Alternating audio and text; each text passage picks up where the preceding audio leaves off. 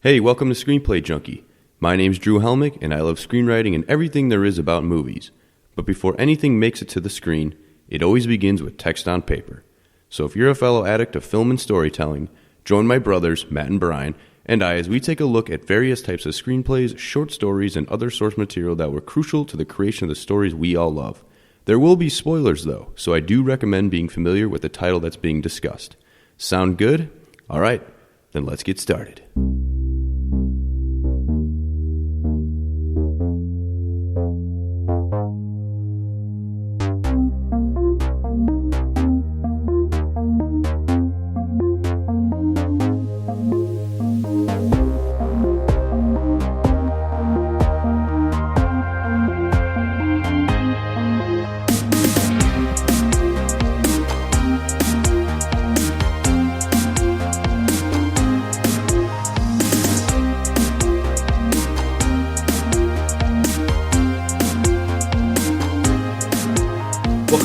Story Addicts to Screenplay Junkie, episode number 57. Drew, Matt, and Bryan here. Hello. What's up, brothers? Hi. How you guys doing? It's terrible. I feel like I haven't seen you guys in a while, even though we all live together. See you every day. I know. I was kidding. Well, actually, I didn't see you yesterday. It's good to be here on the pod, though. We're back at it. We got the Pod Quack here. I don't think we've ever introduced the audience to the Pod Quack before. We'll show it on your screen. Put it on your screen, Drew. Oh, yeah, okay. Pod Quack engaged. It's the podcast mascot. And I like to take baths with it. Yes, Rubber this is ducky. correct. Yeah, I can't take a bath alone. I have to have my rubber duck.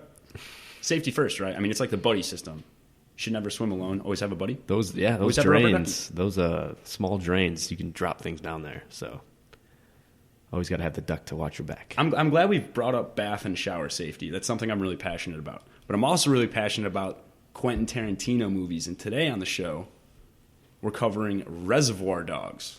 Reservoir Dogs, yes, sir. I think this was his first feature film. But before we're diving in, right, we're going to play a game, right, Matt? Is that Yeah, I figured we could start the show with a quick game. So, like, the movie board Reservoir... game or, no, not a board game. Not like Ouija. No. Reservoir Dogs. It features a main character who is a cop posing as a criminal. So can you guys name other movies where, like, the main character or one of the main characters is undercover?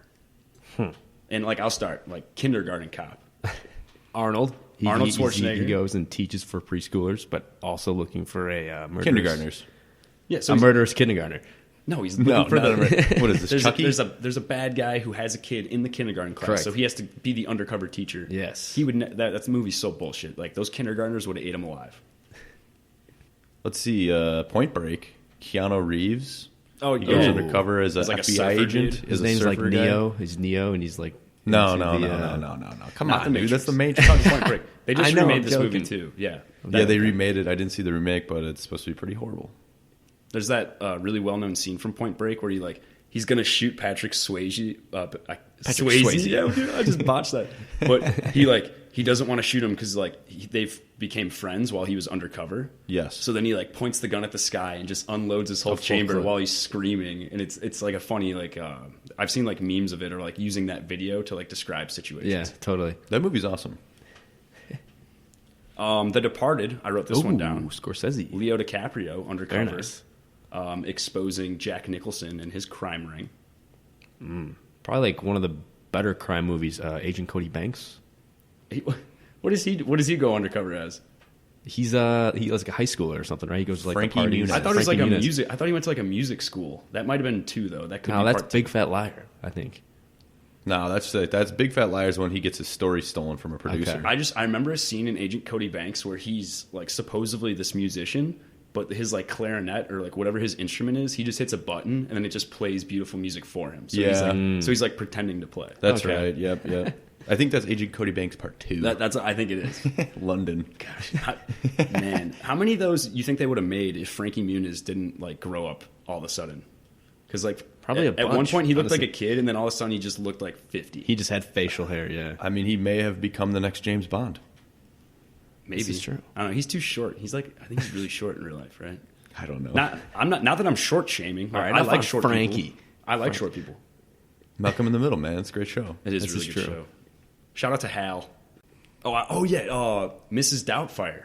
Ooh. Right? Because he goes undercover as a nanny. He's got to see undercover his men. children. That's man. such a stretch, but he does go undercover. That one's a commitment because just to get undercover takes hours of work to get in like your costume. Mm-hmm. That would Yeah, suck. wow, by the way, that would be too. horrible. A lot of It would questions be I so have about hot. that movie. Yeah, but a lot of questions. that could be another episode. White chicks. So similar to some other ones we've done, this is a cops going undercover as like these like Paris Hilton like type of rich white woman. Yes. Very believable, honestly. If you see them, Their in public, makeup, I would oh my, have it been sold. It looks horrible. It looks What are you talking really about? bad. It looks awful. That They don't movie- look like So much people. sarcasm in this episode. Like that movie, I thought was good when it came out. Like Yeah. I remember watching that at our babysitter's house when I was like 10 or 11 years I old. thought it was funny. If you watch it today, that movie sucks. It's probably trash. Let's stay with the Wayans brothers, though. And what about Lil Man? You got like a convict, A midget. a small convict, and he poses as a baby. For like a diamond or something, like some giant. Yes. Here's a good question: which movie would you rather go back and watch, White Chicks or Little Man? Probably Little Man. I've seen White Chicks way more than Lil Man, so probably Little Man. I don't know what I would choose for that. That's tough. That is tough. Here's one I thought of: Amanda Bynes in the movie She's the Man. She Yeah. goes undercover as like a guy That's soccer player. the second Amanda right. Bynes feature because she's in Agent Cody Banks. Oh yeah, she way. is. Yeah, she is. Wait, She's is she like the no, it's duo. Hillary Duff, I think. Oh, I thought it's No, she's in Big Fat Liar. Yeah, she's in Big Fat Liar. Oh, You're that mixing is up Big your- Fat Liar. You're Okay, mixing up my your fault. Frankie Muniz movies, dude. Yeah. How dare you? I thought you were such a big fan. But yeah, she in Amanda Bynes, she goes undercover as a guy in that movie. Yeah, it's a modern telling of The Twelfth Night by William Shakespeare. Billy Shakespeare, as people call him. Billy. Ooh, a singer that basically held and hid her whole identity to everybody. Hannah Montana, Miley Cyrus. We're sticking with like a Disney theme here. We jump from Amanda Bynes to now Miley Cyrus and Hannah Montana. Yeah, I mean she was undercover, right? Like no one Hard knew. role. Very hard to That is just a tough drop character and be like, Hannah Montana? Who? Yeah, she just has to like go to school and act normal. Bullshit. Yeah. She was definitely going to school every day, bragging to her friends, like joining the choir Totally. team, just showing off. Keeping it family though. I'm just thinking Ratatouille. He's undercover What? trying to be a chef. He's hiding in the. Oh, I'll allow it. He's hiding in his Okay. hat. Drew, what do you know? think? Do we allow it? Yeah, I think that works. It's undercover. because I nobody like it. nobody knows. Yeah, he's an undercover chef. It's all deception. Undercover chef. I'll I take like it. that. You know what? At first, Brian, I didn't like it, but it passes. I got 2 action comedies that we did already that may be under this little umbrella. Undercover? Yeah, I'm gonna go with Ace Ventura. Yeah. Well, he's a That detective. detective? He's always undercover. That's a gimme. Yeah, especially the part when he goes to the mental asylum, poses as a potential patient. Yeah. Maybe Austin Powers in some Yeah. instances. International Man of I could Mystery say that, yeah. and undercoverness. Yes. I mean, he poses. What was his fake name when he sits at the poker table? Do you remember? Oh, William Cunningham. Yeah. or something like that. Something Cunningham. Mr. Cunningham. Yeah. Yeah. It's a weird last name. The only other one I can think of, which I'm going to relate this to Quentin Tarantino, is Inglorious Bastards. Because, like, yeah. Brad Pitt Nice full circle there, He goes, man. like, undercover as, like, an Italian man. Yes. When he can't even speak any Italian. Right. Because they have this whole plan to get Hitler or something. Okay. Yeah, and then there's the other part where Michael Fassbender goes undercover as a Nazi with a couple of other dudes in the restaurant scene, restaurant bar scene. And then the actress is, like, a German actress is undercover working for Great Britain. Yeah. Oh, man. Why would anyone want to be undercover? That would just suck. I don't know. I think we were going to talk about that later, right? Yeah, All right, yeah, let's yeah, say that totally. for later. All right, yeah. That was the game. Wow, we thought of a lot more than I thought we were, honestly. Yeah. Yeah. The There's creativity a, was there's just a flowing. ton of examples out there that exist. But yeah, let's talk about the IMDb info, shall we? Yeah, back to Reservoir Dogs, which came out in 1992, September 2nd. It's a nice fall release movie. It's got an 8.3 out of 10 by normal people. And then the critics gave it a 79 out of 100. So pretty good, yeah. Pretty consistent with both audiences. Yeah, I mean, I think anyone in the audience would agree. If you've seen this movie, you liked it. Yeah. I'll go ahead and read the log line. When a simple jewelry, it's such a hard word to say. Tongue twister. Leave this in here. Leave this in. When a simple jewelry heist goes horribly wrong, the surviving criminals begin to suspect that one of them is a police informant. Perfect. I love how it was described as a simple jewelry heist. Nailed it that time, didn't I? Yeah, because Yeah, some are simple and some are hard, you is know? any I guess. crime, is any robbery simple? Like, I wouldn't say so. it's Stealing simple. candy from a baby, yeah. Pretty easy. I guess that's pretty simple. I mean, that's a pretty petty crime. You sound like you've done that before. Multiple times. But yeah, I just think it's funny that it's described as a simple heist because, like, no, you're robbing. It's always complicated. That is that is pretty funny. This movie was written and directed by Quentin Tarantino, or as Brian, you like to say, Quentin Quarantino. You like to switch it up. Wow, all right. And he was actually in this movie too, Quentin Tarantino. He was in the movie. Mr. Brown. He does a lot in his films. He always kind of throws himself in A there. cameo. Small roles, yeah. Right. But yeah, starring in the movie was Harvey Keitel, Tim Roth, Michael Madsen, Chris Penn, Steve Buscemi, Lawrence Tierney. Like I said, Quentin Tarantino himself was in the movie. It's a pretty good cast for being such a low budget film. Yeah.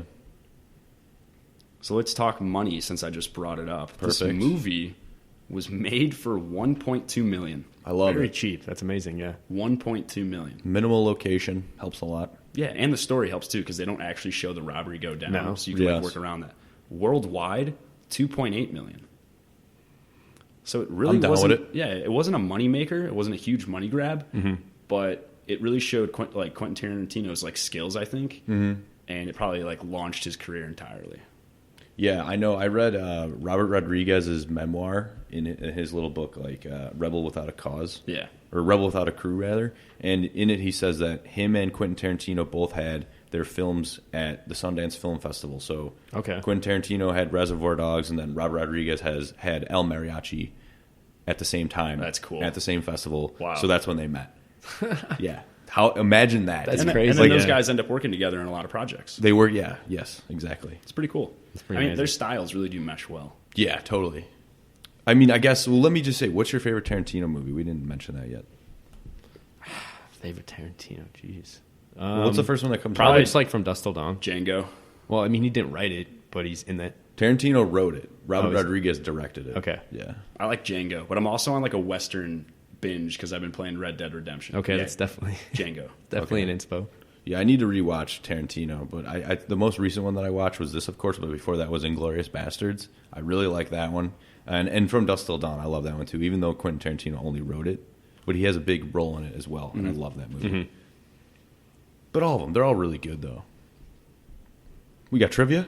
Yeah, What's the trivia? Let's dive right in. There's a lot, but I ciphered, took some big ones, took some small ones. Yeah, you spent a lot of time on this one. Like, you really had to dig deep because there's too much trivia for this one. There was a lot. There's too much. There was a lot. But I guess to open it up with, what do you guys think when you hear Reservoir Dog? Does it relate to the movie at all? Well, I wanted to ask. I asked you guys this off air. Like, why is it called Reservoir Dogs? I have no idea. You guys wouldn't tell me. And I'm getting there now, man. All right, I'd love to hear it. You got ants in your pants over there. I do. So The people, Brian, the listeners, they want to know too, Brian. So apparently Tarantino, when like visiting a production company, he noticed that they had a pile of unsolicited scripts under the label Reservoir Dog. So he just really liked the idea because all these scripts were like fighting for each other to get attention. Okay. Yes. And like thus dogs being trapped in like a reservoir tank. And he just thought like that was such like interesting of like these clash of like actors or like even robbers or what do you want to tell these bad people, and he just liked the idea and just kind of And just rolled with it. just like roll with it. I guess just like the Reservoir Dogs, the way it came off the tongue. You know, it sounds good. It works. I dig it. And I love just the where it comes from of scripts trying to get attention from the people that are in charge of putting in front of other people who actually have the power to make those screenplays. Mm-hmm. I love that. It's depressing, but it's true. That's how it works. Yeah. Money. As we said previously, the budget was so low that many of the actors simply supplied their own clothing. Like Buscemi and a lot of the other guys, like the suits were designed by people, but Buscemi is heard to be wearing his own pants, his own suit, his own tie that he had in his closets. Yeah, that makes sense. Mm-hmm. I mean, everybody's got a normal suit. All their suits look the same, though. Are you sure that's true? Because they looked like they were the same brand, everything. Well, they were made by like a specific designer. I don't know his or her name, but maybe they just like paid for it out of their own pocket or something. But like maybe like their undershirts or like, but specifically said Buscemi's simple jeans. stuff. Well, yeah. And I mean, if you're an pants actor, you're really going to wear the boxers that they give you on set, or you're just going to wear your briefs that you're comfortable in, right? Or you could just go commando. Maybe that's the secret to acting. Just don't wear underwear. Okay, this is true. I'm going to try it. I'll get back to you guys on that. I'll let you know. So since we're talking money, we did say that this movie only grossed like $2.5 million in America. Right. Apparently, it was a huge hit in England. If like Tarantino were to, or like just like British areas, if he were to be walking the streets, like they were huge fans and like would mob him. If like he was such a big fan in that area, because I guess they took so much inspiration from these films, and like I guess English directors, writers were huge fans of his writing and directing. So I could see that with like Lock, Stock, and Two Smoking Barrels. I think that's what it's called. Is Tim Roth British? Yeah, he is. Okay, so maybe that had some influence because maybe he was a really well-known guy at the time. Yeah. So as the beginning of the movie starts off with like Madonna being the main topic of the opening conversation, right. Yeah. So she likes a random thing. She likes the movie and like liked the idea, but apparently when her album Erotica came out, she gave Tarantino a signed copy and said, "To Quentin, it's not about dick, it's about love, Madonna." Okay.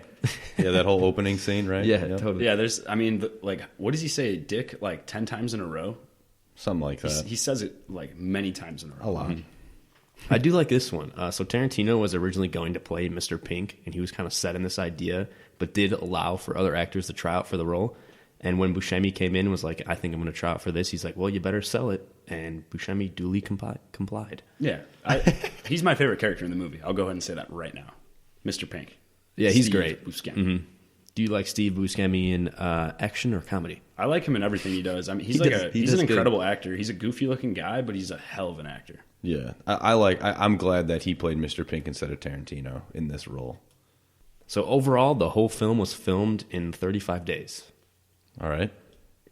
It's fairly fast. I'm trying to think so. How many shot locations really were there, right? It was pretty minimal. Yeah, the warehouse is the main place. Yeah. Pretty much. Yeah. I mean, there's a couple other locations, but it mainly takes place in this warehouse.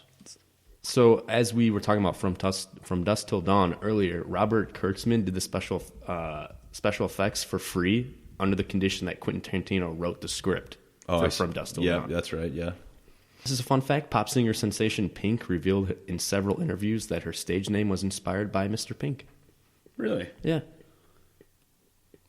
Okay. I wonder why. she like started dyeing her hair pink too, though. That made me start thinking, I'm like, well, is like branding. Jesse Pinkman have a little inspo maybe? I don't know. That may be too much, but I don't know. I wish I could get some enlightenment that easily, like, and just think of my cool rock star name or something like that. Like, where's my enlightenment? Pink. Yeah. Of course, the signature trunk shot of Tarantino, as seen in like probably all of his films. It's a cool camera shot. Yeah, It's awesome. It makes you feel like you're in the trunk. Nick Cage was considered the role for Nice Guy Eddie. Really? Yeah. He's not a nice guy. No, Is totally Nick Cage not. a nice guy? I mean, I don't know him personally, but he doesn't seem like he'd be very nice. I'm glad they put Chris Penn, I think that's his name. He's probably Sean Penn's brother. So Okay. Would sound like it. Yeah. I'm glad they put him in there because I've never seen him in anything else really. He did well. And I'm glad it was just somebody I didn't recognize. Okay, true. I love the character's name, Nice Guy Eddie. Yeah. It's such like a weird. It really flows as you say it, like Nice Guy Eddie, hey, Nice Guy Yeah. Eddie. Yeah. But like, was he a nice guy? Was it No. a paradox? Was he really a dick? And like, just saying he was a nice guy was like funny. It's like calling him like a tall person shorty. Yeah, it's was an it something opposite. like that? Okay. Yeah. Or maybe he was just genuinely nice. No. Like after you do the crime and then you come back and he's like, I got cake, I got some noodles, we got food. Feel free to drink some beer. Anything Eddie, you hey, want. That Eddie, he's a nice guy. He's a nice guy in as criminal. far as being a nice criminal to other criminals, but he's still a dick. He's a dirtbag. Well, either good or bad, Quentin Tarantino is said to wrote the first draft in 3.5 weeks. That's cool. All right. Pretty quick though, right? I'd say. Mm-hmm. Yeah, that's fast. Very. And to wrap it all up here, how many times do you think "fuck" was said throughout this movie? The F word? Yeah. I don't know. Over 100? I mean, 50? I'll go 120. Oh, jeez. 272. Oh my gosh. Just abused. I feel like they just flew right over my head. There were just F words flying over my head then because I don't remember there being that many. That's a lot. I mean, I think Scarface holds the record unless something else came out and, Yeah. maybe Goodfellas, whatever. I think that might have the record. That might True. have it. Okay. Wow, that's a lot of cussing, man. Yeah. That's a lot. I mean, people cuss a lot, though, on a daily basis. Especially in I guess like, it's realistic. high tension situations of Yeah. like, being killed or not killed. In a way. Criminals probably cuss more than yeah. normal people, right? Like a criminal's going to cuss more than a priest. Let's be real. No way. But yeah, that concludes trivia. There's a bunch. You can check it out on IMDb, but that was like what the most interesting I chose. Yeah, I feel you could have spent hours sifting through all that info. But yeah, There's a lot. I like it, man. Script info. Reservoir Dogs, written by Quentin Tarantino. The draft date we have is October 22nd, 1990. No draft number, and it's 100 pages. Now, before we get into the story, I just want to talk a little bit about the makeup of this script. So right after the title page, there's a page that is dedicated, where it says, this movie is dedicated to these following sources of inspiration. Timothy Carey, Roger Corman, Andre de Toth, Chow Yun-fat, Jean-Luc Godard, Jean-Pierre Melville, Lawrence Tierney, and Lionel White. I was waiting for a Jean-Claude Van Damme, but Okay. That would have been a nice little shout out. I don't know who any of these people are. I have no idea who This they is are. so uncommon to do this, right, Drew, for a script, just to throw in like, here, this is who inspired me. It's weird. This is the point I was going to say. It's uncommon because I've never seen this in a script. Because unfortunately, I think if you do this, unless you're Quentin Tarantino in this case, you're kind of viewed as an amateur, maybe. Okay. But I would actually like to see that in scripts because it shows that these are the things that I'm trying. These are the sources of my inspiration, right? Mm-hmm. This movie is going to be like this, maybe like you're just pulling things that you like and you're channeling it into your own sort of creative product, which is kind of cool. I feel like that's what everyone does. It's like you're influenced by what you see, other things you've seen, and then you just kind of make something your own. No new idea. Yeah, you're just kind of turning it in your own way. Maybe there are some new ideas formed, but yeah, like you can always go back and point and be like, oh yeah, like this entire thing started because of that. Yeah.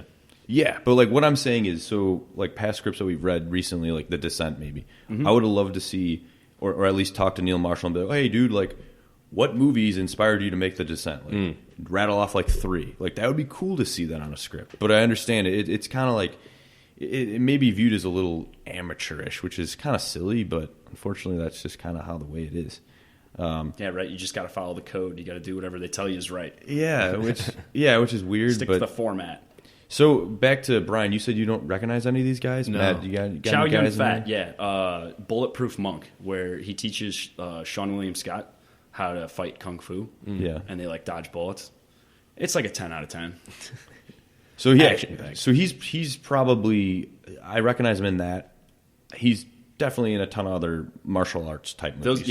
Like Crouching Tiger, Hidden Dragon. Okay, He's in yeah, that. and like earlier, like because this is 1990, dude, so he's been in the 80s, 70s. He's a kung fu master from many decades. Right up there with like Bruce Lee or like. I don't know. He's not Jackie Chan. he's not Bruce Lee level, but maybe he should be. Okay. You know, maybe we should advocate for that. And Quentin Tarantino loves martial arts films because he made Kill Bill. Kill Bill. Yeah. So the people who I recognize in here were Roger Corman. He's a director producer from like the 40s, 50s, 60s. Made a lot of like creature movies. Cool. Big creature films. And then Lawrence Tierney, because he is in this movie. Who does he play? He plays the boss, Joe. Oh, okay. Right. And he looked like he was just like a 50s movie star type dude. He plays a good bad guy.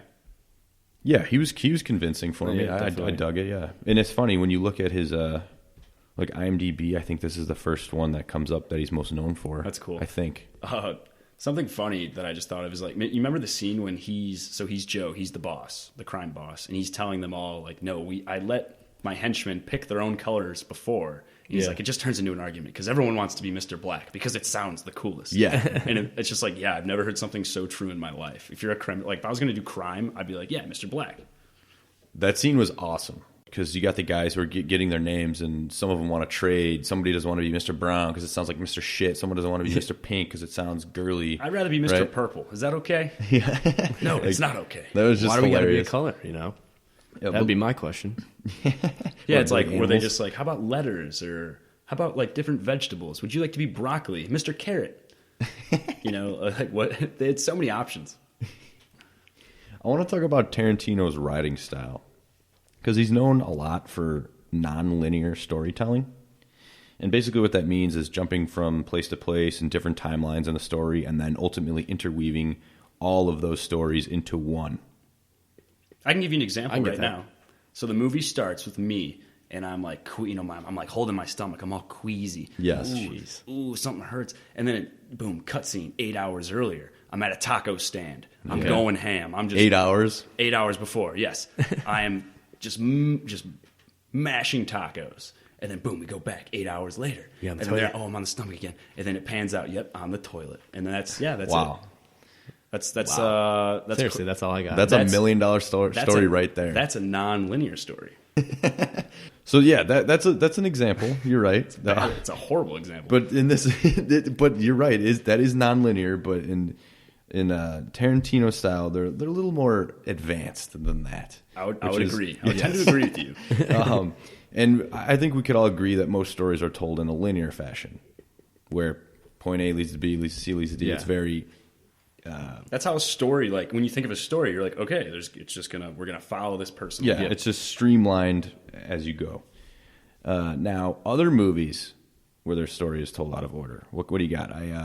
Memento. Memento, which yes. it's the guy who directed like the Christian Bale Batmans. Yes. It's a movie about a guy trying to find who killed his wife, but he has short-term memory loss. Correct. That's probably the best example of a non-linear story. Any of these non-linear things though, as a viewer, it kind of makes you work a little harder. Oh, of right? course. You Absolutely. gotta pay attention. You got to piece the puzzle together. Mm-hmm. Yeah. And I can see how that wouldn't appeal to everybody.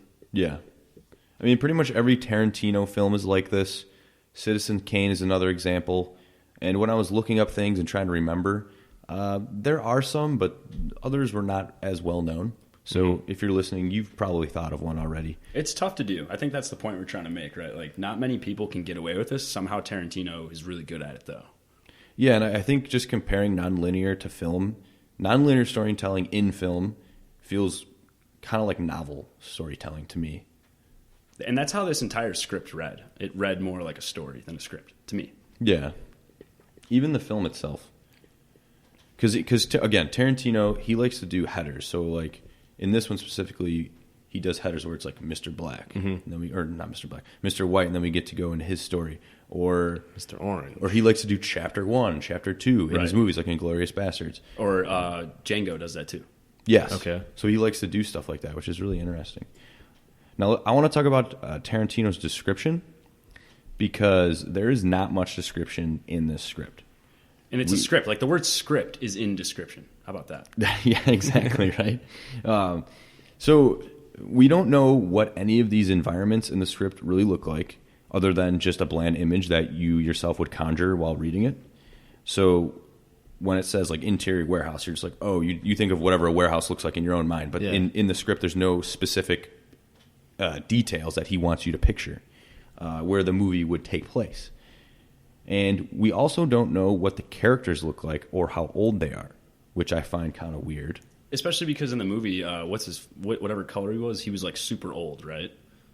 So I never pictured him as that when we're introduced to all these characters. Just like an old man would be actually robbing a jewelry store.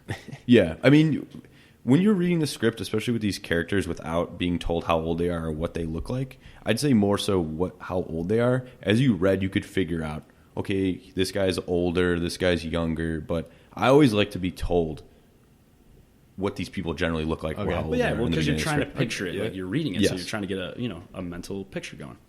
So, I mean, unless you're Tarantino, you should definitely include those types of things because, like I said, I watched the movie first, then I read the script. So when I was reading the script, all I was picturing was what I watched in the movie. Yeah. So if you're reading the script first, you don't really think of many things that he wants you to think of, which can kind of hurt you a little bit, I think. If you're doing spec screenwriting. So let's get to dialogue. So, as we all know, out of many aspects of filmmaking, Tarantino is known for his dialogue. And in this script and in many Tarantino scripts, there are many instances of chunky blocks of dialogue and moments where characters speak to one another for the entire page without any description. What did you guys think of that when you read pages like that where it's just characters talking to each other the entire time without any action involved? Right. It read like just a story to me, like I was reading a book. Like you're just... It's very untraditional from other scripts I've read. 100%. Definitely. But the way he does it, it's not like it's hindering anything because the writing is amazing. Like his dialogue is so realistic and just paints these pictures of these characters that are so flawed but yet normalized.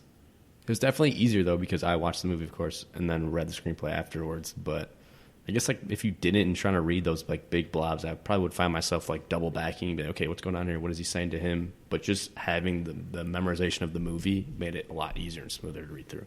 Yeah, and I think also just his dialogue, not that it takes up the entire page. I think the criminals are more humanized with their dialogue. Yeah, because we see and hear them doing normal things, like in the opening scene where they're just at a diner talking to one another.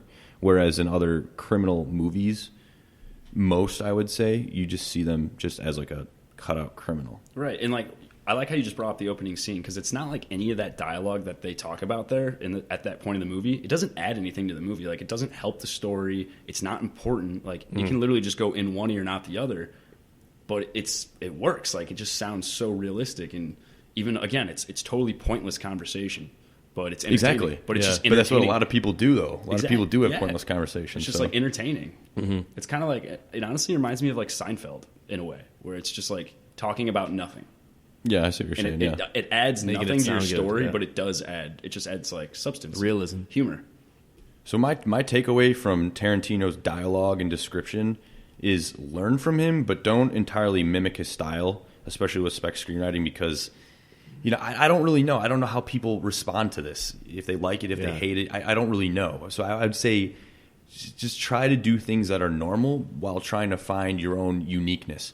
And did you guys want to mention anything to that? Or? Yeah, I think Tarantino's able to get away with his lack of description and lack of following the traditional format of screenwriting because he's a director too. And it's like, Exactly what I was gonna say. it's all in his head. So why do I have to put it on the paper? Like when I know what this scene's going to look like in my mind. Yeah. So he can kind of get away with that.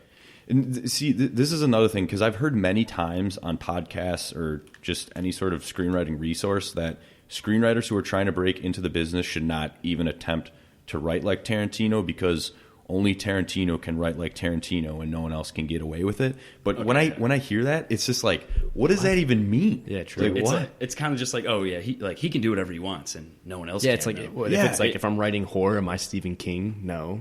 But it's like, well, Tarantino was nobody at one point, and then he became who he is now. So you see what I'm saying? Yeah. It's like it doesn't really make any sense. I But feel like the warning is just like they don't want you to come off as off-putting. They're like, just Right. follow the rules. exactly, It's your most likely option to get your shit read. Okay. Because if you start, doing things your own way, people will be like, no, I don't want to read this. This isn't what I'm used to reading, and then they'll put it down. yeah. I like Tarantino got lucky, right? I mean, we mentioned earlier, like, we didn't talk about this in trivia, right? Harvey Keitel, why he got the script. Oh, no. Yeah, so Harvey Keitel was the biggest star in the movie, right? He gets this script from Quentin Tarantino's friend's wife, who like had an acting class with him. Okay. She just somehow gave it to him. He liked it. That's how this movie got funded entirely, because Harvey Keitel wanted to produce it himself, and then could get other people with money in their pockets to help produce too. So it's just like luck. Just who honestly, you know, for him. man. Who you run across. Who you Seriously, intersect yeah. Who with. does your wife go to acting class with? Exactly, dude. That's what it all boils comes down to. Yeah. I mean, so I think my main conclusion with all of this is that no matter how you're writing a script, or whether it's writing a script or making music or painting something or whatever it is, if you're able to communicate and write something, only in this case of writing, if you're able to communicate and write something that's compelling and easy to read, then you've done your job. But let's talk about the script and the story now, because I think this is a great approach for a heist film, because it's a heist movie about a heist going wrong. I love heist movies, just like the idea of stealing things, because it's just something that man has been doing since the dawn of our existence. We've been robbing each other. Not just like just the approach too. It's like, oh, are you going to see the big rob? No, you don't see that at all. It's just kind of like this falling action of a way of what's happening The before, after. yeah, the Exactly. before and after, right? Exactly. Yeah. You never see the heist go down, and that's the main point of every single heist movie that you see. Yeah. Yeah, this movie is like the entire opposite of like Ocean's 11.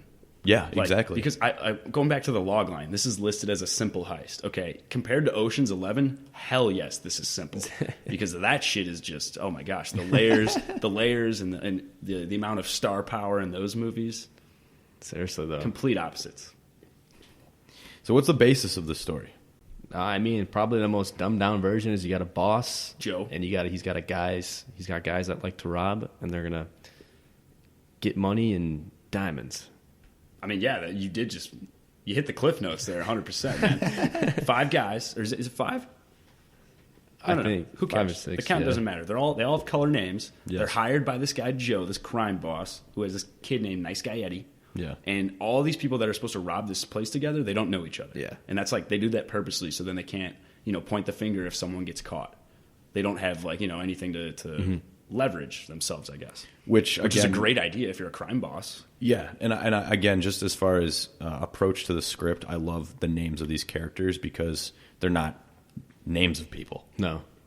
But the heist goes wrong. That's like the whole point of this movie, too. There's a rat. They're doing this robbery. It goes bad. They come back to their meeting place, and they're starting to think, one of us could be an undercover cop. Mm-hmm. So it turns into like a mystery kind of. Yeah. Like the criminals are trying to figure out a mystery.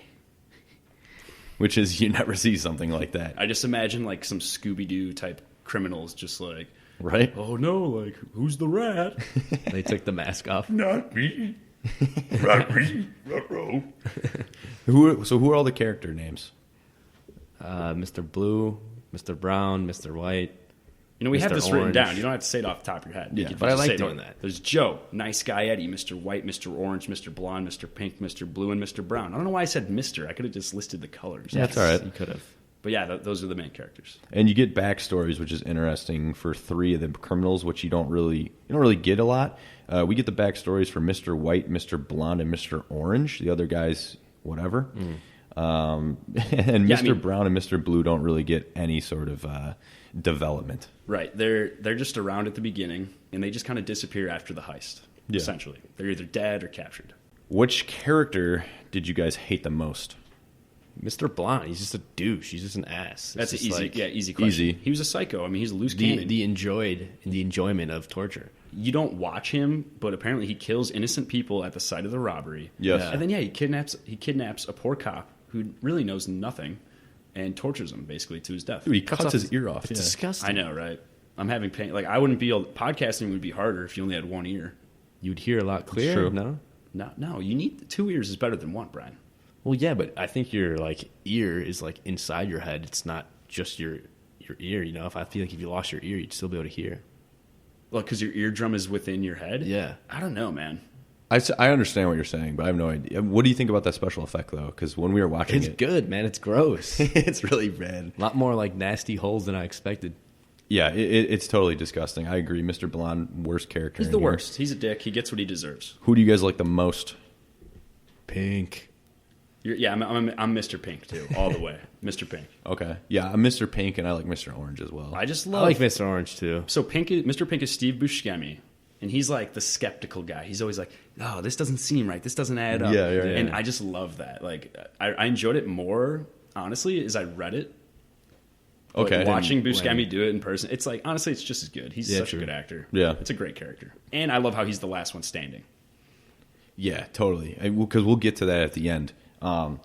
So this is my last question. This is probably another really easy one. So whose backstory do you like the most out of Orange, White, and Blonde? Of course, Orange. Oh, I'd say. Why'd you guys like that one? Just because, just him you'd see him rehearsing lines to be able to sit down and talk to the mob boss and sell him as being a criminal, but in reality, because he's the undercover cop. Yeah, he's the undercover Isn't cop. there a line where another cop is watching him get into the van at one point, and he's like, he must have balls of steel to do that. Yeah. And it's holy shit! No wires, I would be nervous, no dude. backup. You got no safety. That'd be crazy. Why? I don't know why any cop would ever want to do that, man. Being a cop alone is dangerous. And then it's take the badge off. Let me go hang out with a bunch of lowlifes and hope to God they think I fit in. Yeah, right, dude. Yeah, I think you hit it, Brian. My favorite part about Mr. Orange's backstory was just him meeting up with that other undercover cop, and the other undercover cop teaching Mr. Orange, or his name is, what is it? It started with a B, I think. Freddie. Teaching Freddie how to become an undercover cop. He gave him a script to read. It was the joke. An actor. It was an actor being an actor in the movie, basically. Yeah, so that was really cool, I thought. And it was very interesting because you never see anything like that in movies. And it's true. I mean, how they mentioned being undercover is like being an actor, and that's what real people do. Yeah. And they're crazy. I do like Mr. Blonde's backstory. I want to mention that just because he knew this mob family like very well and actually did time in jail for them. Like he didn't speak up. He like could have ratted on him, but he didn't. So then when Mr. Orange kills Mr. Blonde before he can kill the cop that they had captured in the warehouse, he knows that story's bullshit when he says Mr. Blonde was going to rob them all and take all the money. Yeah, because he's like, no, they're friends with the mob family. So I love that little backstory. It adds so much. You know, I just thought of this. The Mr. White backstory was not included in the script. I think Harvey Keitel probably pushed for it. Maybe. Oh, now that you say that. Because because Mr. White and Joe have this backstory. That is in the script, but in the movie it's more prevalent. Yeah. Keitel's the biggest star, right? So he's got to have a good backstory. Yeah. I mean, and then we get to the end, and that's when Joe, Nice Guy Eddie, they all show up to the warehouse. It's like the rendezvous point. They're supposed to have the jewels there, but everything's gone wrong, so they're trying to figure it out. And there's this Mexican standoff, which I think is... I feel like Tarantino likes to use these a lot in his movie. It's another staple of his. But yeah, it's just three guys pointing weapons at each other. I had one question about this, though. Who shot Nice Guy Eddie? Because Mr. White shot both of them. Okay. At least that's what it said on the screenplay. Ah, yes, you're right. Because Mr. Pink is in the movie, and he hides. Right. Yeah, but in the movie, it's like they just have Joe's pointing at White, Eddie's pointing at White, and then White's pointing at Joe. So and Joe's pointing at Mr. Orange. And that's a Mexican standoff, right? I just looked up. I don't know if you guys heard my typing. Like, why is it called a Mexican standoff? I don't know. And it originated... I'm so unsatisfied with my answer. It says the reference is to the Mexican-American War or post-war Mexican bandits in the 19th century. So Bandit standoff sounds pretty good. Weird. Yeah, that is not satisfying. I agree. It's just a claim, man. No one really knows. But yeah, it's basically just a bunch of guys pointing weapons at each other. Don't have to be Mexican. They could be anything. They could be any race. Yeah. Yes. So Joe gets killed. Nice Guy Eddie gets killed. Mr. Orange gets shot, but he's still alive. Mr. White gets shot, but he's still alive. Mr. Pink runs out of the warehouse with the jewels. Yes. And then I know the question that we have here is, does Mr. Pink get away with the diamonds? I don't think he does. I think he does. I don't think he does because in the movie when he goes outside, the cops are like, freeze, put the briefcase down or whatever they tell you whatever hear it is. Say don't shoot. Yes. So I think he just gets caught. Was that in the script? Okay. I don't remember. I don't remember that being in the script. So that's when I read the script, I was like, oh shit, he gets away. But then when we watched the movie, I don't know. I mean, he probably got caught. Let's be real, because like if the cops were actually outside, like Mr. Orange was saying when he was talking to the cop before they came back, he's like, yeah, they're outside. They're just waiting for Joe, the big crime boss. Once he shows up, they're gonna storm. Yeah. So he showed up. Joe shows up. So like, yeah, I think Mr. Pink was screwed. Yeah. I mean, and then at the end, because Mr. Orange and Mr. White have an interesting relationship because they break the rules. They tell each other their names.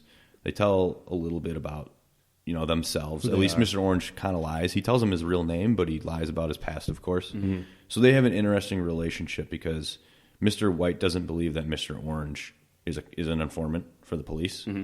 And then once Mr. Orange tells Mr. White at the end that he is, Mr. White realizes how stupid he was of trusting him. Yeah.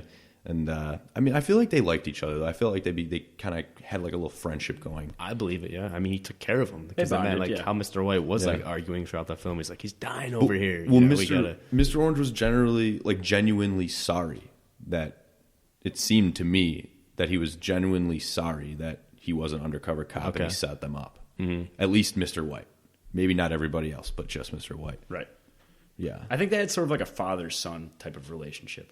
Like maybe that's how Mr. White's like, hey, this is like a young criminal guy. I can mentor him. I can help him. True. Possibly, something like that. Yeah, I could see that. I could see that from Mr. White's perspective for sure, wanting to help somebody. Yeah. Sort of like a Karate Kid, like a Mr. Miyagi to Daniel's son, but it's like all about doing like really bad things. Yeah.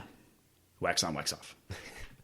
So Mr. Orange probably dies, but at the end, the movie ends because the police bust in and they literally shoot Mr. White out of frame. And then it ends. Yeah, it's crazy.